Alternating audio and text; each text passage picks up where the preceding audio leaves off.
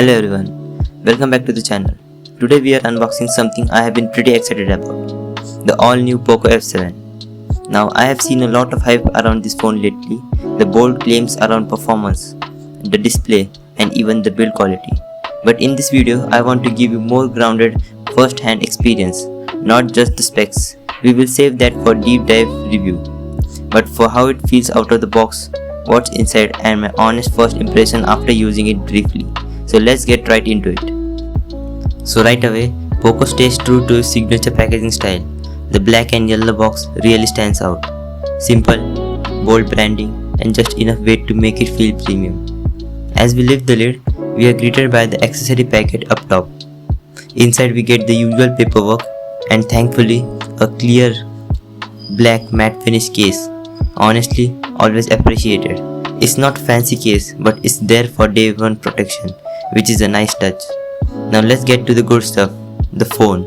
It's wrapped securely in a plastic sheet and when you hold it for the first time, yep, it definitely has a solid, balanced weight to it.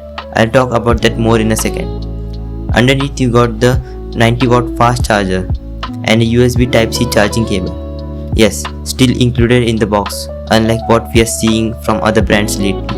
No cutting corners here, all the essentials are covered.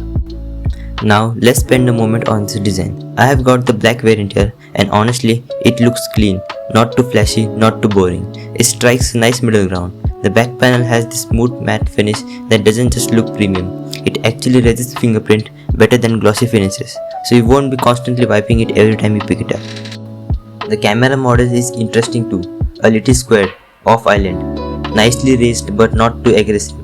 It gives the phone a bold character. You will notice it, but it doesn't feel bulky. Holding the phone, it has a really nice balance, not too top heavy, and the edges have just enough curve to make it comfortable without being slippery.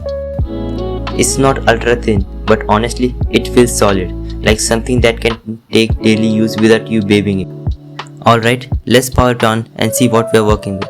The Poco boot animation is short and sharp, and the phone vibrates just slightly. Small detail, but it makes the phone startup feel fast. Once you get to the startup screen, things move smoothly. The touch response feels instant. During setup, there were no shutters or weird lags, which is a good early sign for performance. Now on the home screen, the first thing I notice is how clean the UI looks. It runs MIUI, of course, Poco version of it, and while it does come with some pre-installed app, it is not bloated to the point where it feels messy. You can uninstall most of it easily. Swiping between screens, opening the app drawer, everything feels fluid. The animations are fast but not too flashy. It gives off a very responsive and ready to go kind of vibe. Even the keyboard feels well tuned from the start. Let's check out camera quickly. We will save full camera samples and in-depth testing for another video, but on first try, the apps load quickly. Switching between modes is fast, the shutter responds without delay, and focus locks in almost instantly. I snapped a few indoor shots and the details look pretty decent right on the screen. Which brings me to the display. This panel is very enjoyable. The bezels are slim, the punch hole is not too distracting, and the brightness level seems high enough for both indoor and outdoor use. Colors pop nicely. They are vivid, but not overly saturated. And the display doesn't feel cheap or washed out like some other phones in mid-range. If you are into media consumptions, this is definitely a good screen to watch YouTube, Netflix or scroll endlessly on Instagram.